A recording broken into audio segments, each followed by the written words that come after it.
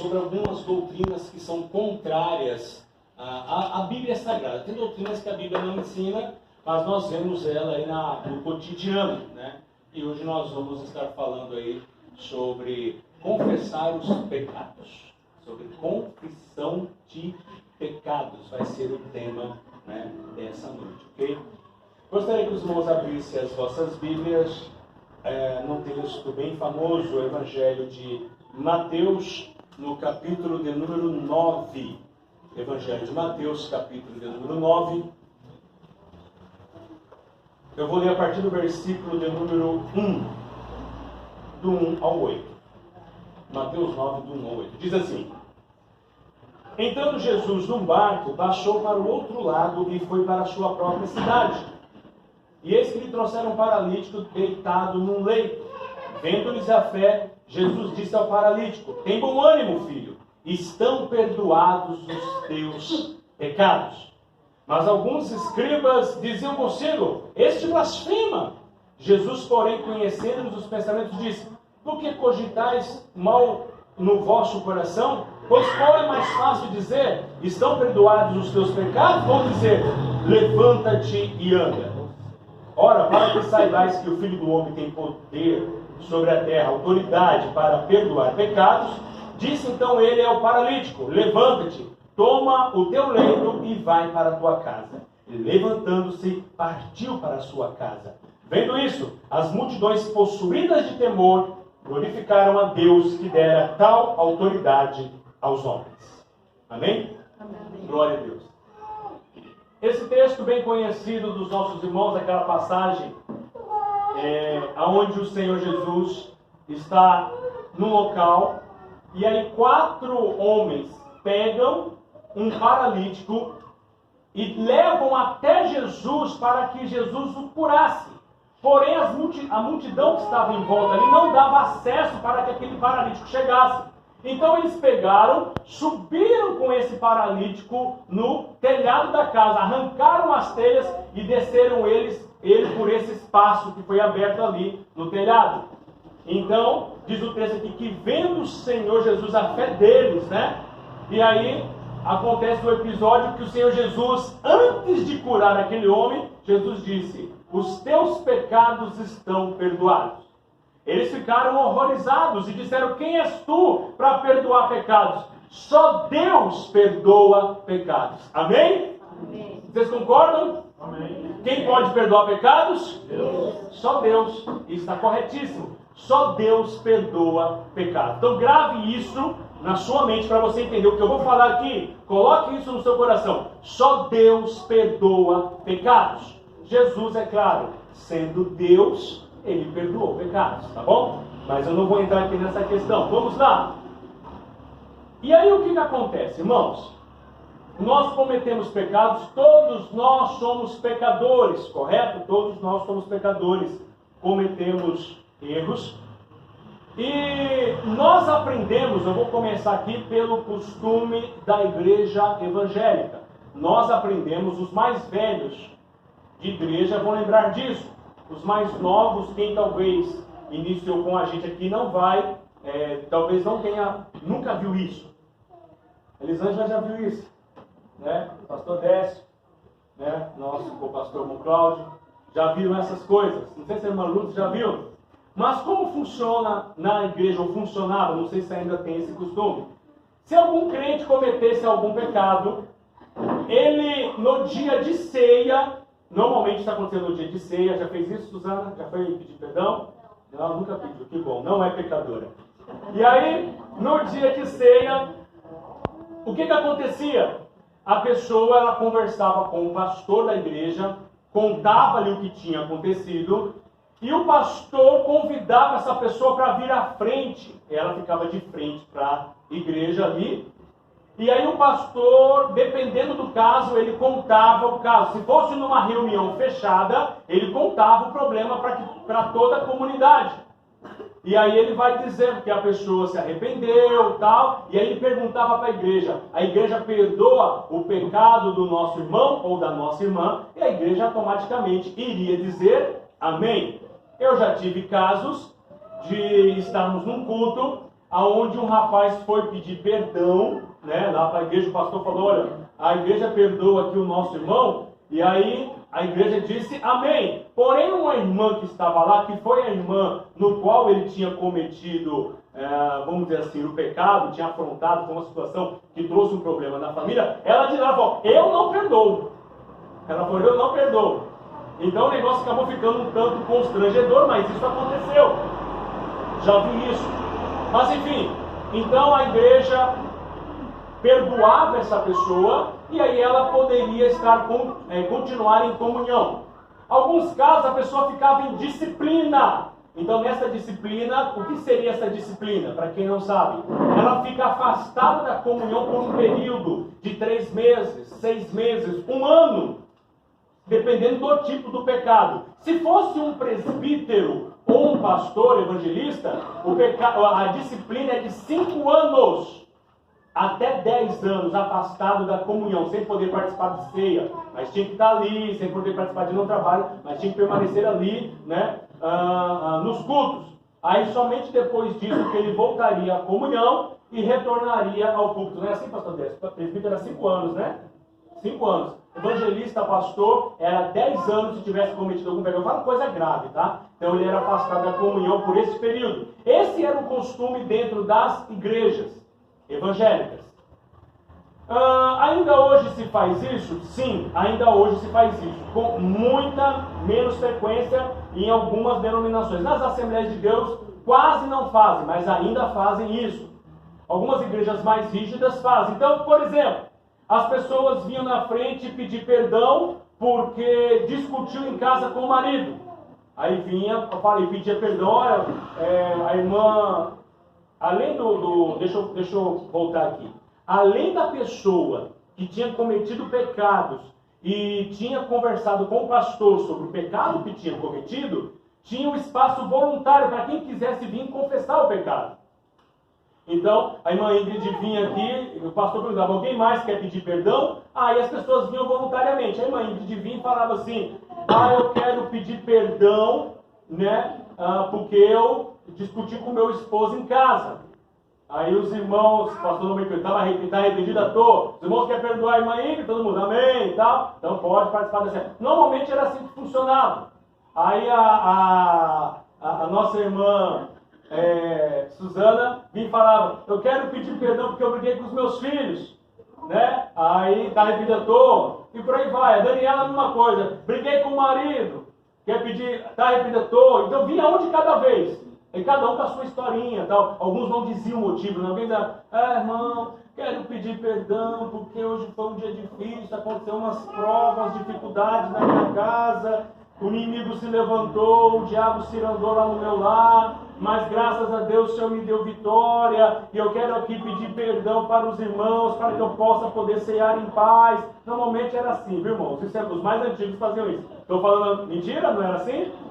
E aí o que acontecia? Os irmãos não querem perdoar o irmão ou a irmã que vinha, aí, amém, aí pronto, aí podia participar da ceia. Era assim que funcionava.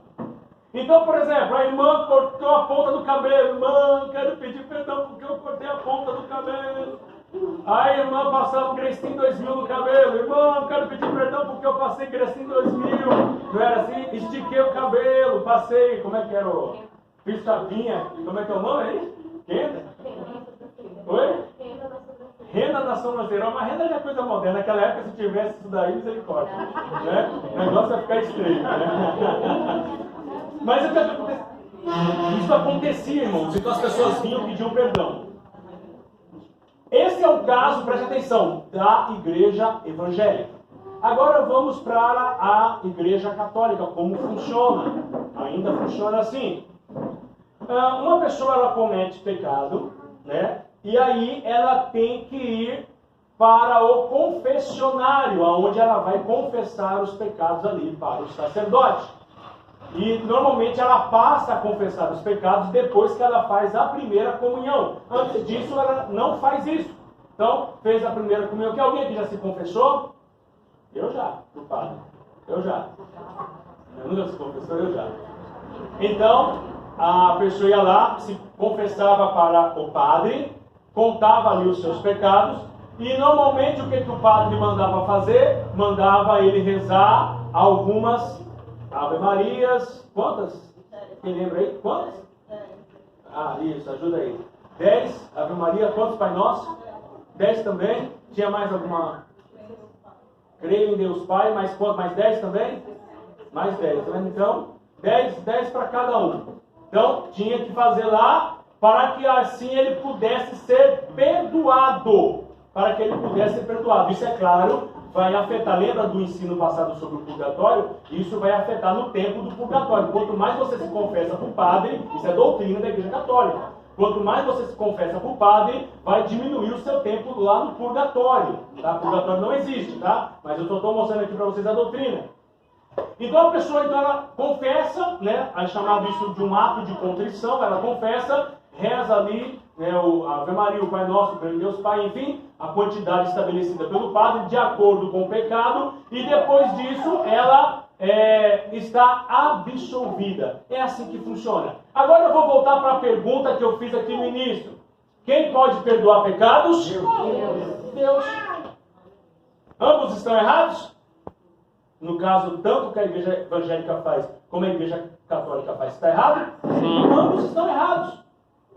Como é que você faz, irmãos? Como que nós devemos fazer? Nós devemos o que, irmãos? Cometemos pecado, nós devemos confessar os nossos pecados para Jesus Cristo, para o nosso Deus. E aí, o que a Bíblia deixa bem claro? Ele que nos perdoa. Olha o que diz o texto de 1 João, capítulo de número 1. Olha só, lá em 1 João, capítulo de número 1, lá no finalzinho da Bíblia, lá um pouquinho antes de Apocalipse, para facilitar aí o ensino, eu quero que os irmãos possam achar. Olha só. 1:8 diz assim: se dissermos que não temos pecado nenhum, a nós mesmos nos enganamos, a verdade não está em nós. Se confessarmos os nossos pecados, Ele é fiel e justo para nos perdoar os pecados e nos purificar de toda injustiça. Se dissermos que não temos cometido pecado, fazemos mentiroso, e a sua palavra não está em nós. No capítulo 2:1, filhinhos meus, essas coisas vos escrevo para que não pequeis. Se todavia alguém pecar, temos advogado junto ao Pai, Jesus Cristo o justo. Ele é, olha que importância aqui, ó. Ele é a propiciação pelos nossos pecados, e não somente pelos nossos próprios, mas ainda pelos do mundo inteiro. Quem é que faz propiciação pelos nossos pecados? Foi o que Jesus Cristo realizou na cruz. Ele pagou o preço pelos nossos pecados. Então, se nós confessarmos, Ele é fiel e justo para nos perdoar. Então eu não preciso de confessar para o pastor e não preciso de confessar para o padre. Preste atenção. É diferente de você procurar um pastor ou que seja o padre para, sim, confessar o seu pecado no aspecto de pedir aconselhamento, no aspecto de você pedir ajuda, como se fosse, você está numa luta, você quer se livrar daquela situação, então você vai pedir orientação para ele nesse aspecto. Agora, é claro, não devemos viver na prática do pecado, devemos lutar contra o pecado. E aí nós procuramos sim as lideranças, ou precisa de ser um pastor da igreja? Também não. Você pode procurar alguém idôneo, não é o seu amiguinho, sua amiguinha não, que está na mesma, porque assim, vamos ser sinceros, os colegas não falam um para o outro o que faz de errado? Não é assim? A moça conta para outra moça o que faz, mas não conta para a mãe e para o pai. Não é assim? O rapaz fala para o seu colega o que faz, mas não conta para o pai ou para a mãe o que faz. Não é assim? Então confessar para ele não adianta. Você tem que procurar alguém idôneo, alguém que você possa obter dele um conselho, uma pessoa que você possa confiar. E que não vá sair, é claro, contando, né, o que você fez. E aí, hábito comum do meio evangélico. Qual é o hábito comum no meio evangélico? Irmão, eu vou lhe contar uma coisinha, mas não é que eu estou fazendo fofoca não, é só para você ajudar em oração. E aí vai o outro, conta a mesma história. Olha, eu vou contar um negócio, mas né, você não sabe o que aconteceu. E aí é para você ajudar em oração. Isso acontece. Isso acontece na vida daqueles, é claro, que não foram libertos por Jesus Cristo. Porque os que foram libertos têm a língua presa. Mas os que não têm a língua solta, né, e não resistem Fala, menina, tá sabendo do babado. Normalmente funciona assim. Irmão, isso acontece. Isso acontece. Tô sabendo, você nem imagina. Aí o que ocorre? Então procure alguém idôneo que possa lhe aconselhar, que possa lhe ajudar em oração. Sim, que possa lhe ajudar em oração. Porque tem que orar é você, não os outros. Os outros lhe ajudam em oração. E aí o que acontece? Deus vai dar vitória. Se você lutar, Deus vai dar vitória. Isso não há dúvida. Mas eu quero dizer que confessar o pecado para o pastor, confessar o pecado para o padre, não irá absolver o seu pecado. E aí que está a grande questão. Dentro da doutrina católica, eles ensinam abertamente que se você não confessar para o padre, o seu pecado não será perdoado. Deu para entender? Por isso que tem a confissão. Não é para você ir lá desabafar. Porque só vocês concordam quando a gente confessa, dá um alívio? Quando você se abre para alguém, aquele peso que estava nas suas costas vai embora. Então confessar os pecados, a Bíblia mesmo diz, confessai os vossos pecados uns aos outros. Aí lembrei de outra coisa aqui agora. Grupos em casa, como é que chamam agora? As células. As células. Né? As células. E aí na célula pego esse versículo ao pé da letra também de forma errada.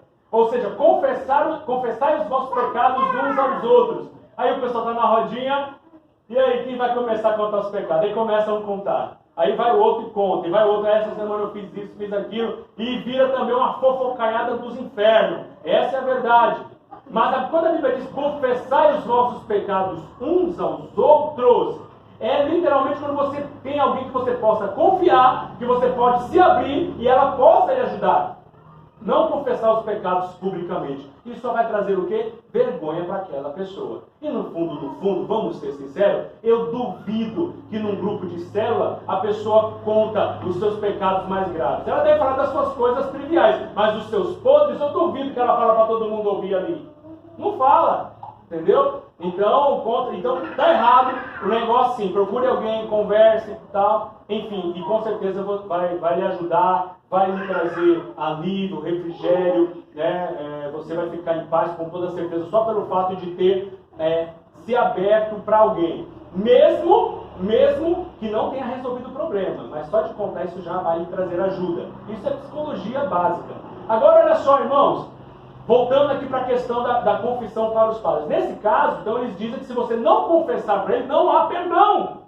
Não há perdão. E se você não rezar aquela quantidade ali de orações que estão estabelecidas, você não vai ser absolvido. Então você não vê base bíblica nenhuma. Só para vocês terem uma ideia, dentro da história do cristianismo, não existia essa questão de confessar para os padres. Lá para o século V que começou essa questão de confissão.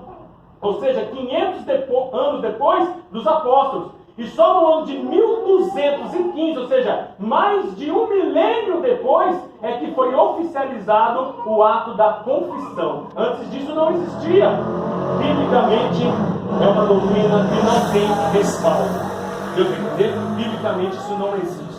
Então, confesse os vossos pecados para que possamos ser sarados, para que possamos crescer, para que possamos melhorar. Não porque o pastor ou o padre vai lhe absolver. O que ele pode fazer, sim, é lhe orientar e lhe ajudar em oração. Isso sim. E se você sente confiança no pastor, que seja no padre, para poder ali se confessar, o faça, sem problema nenhum. Mas não para ser absolvido. Se eu não confessar, eu não serei absolvido.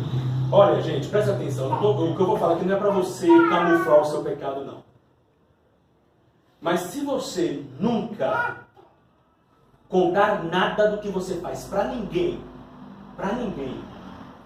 mas, presta atenção no que eu vou dizer aqui, você for sincero para dobrar no teu joelho, de verdade, de coração, e pedir perdão para o Senhor, é o suficiente. Tá bom? Mas de verdade, de coração. De coração, é o suficiente, tá bom? Para que você possa ser perdoado. Porque somente Jesus Cristo pode perdoar pecados. E para terminar, o que aconteceu lá com o paralítico? Os teus pecados estão perdoados. E eles respondem, só Deus pode perdoar pecados. Aí Jesus faz o quê? Para que saibas que o Filho do Homem tem poder para perdoar pecados. Aí ele diz para o homem, levanta-te, toma a tua cama e anda. Ele pegou a cama e foi embora. Sabe onde eu quero chegar com isso? Perdoar pecados é muito mais difícil do que dizer, levanta-te e anda. Vocês concordam? É verdade. Por que é mais difícil, irmãos? A gente vai longe aqui, né, se a gente for falar desse ponto aqui. Por que é mais difícil? Vamos ser sinceros? Quando alguém lhe causa alguma chateação, como é difícil se libertar disso daí, não é? Não é verdade? Como é difícil perdoar alguém? Como é difícil ir lá e realmente dar o perdão, tirar toda a mágoa do coração e passar a conviver com aquela pessoa de forma normal e natural. Não é difícil? É difícil, mas não é por isso apenas, não. Um principal motivo que perdoar pecados é muito mais difícil do que realizar o milagre, sabe por quê? Porque o preço do pecado foi a cruz que o Senhor Jesus Cristo suportou. Deu para entender? Esse é o preço para trazer o perdão. É muito mais difícil. Amém? Deus abençoe os nossos irmãos. Muito obrigado, tá?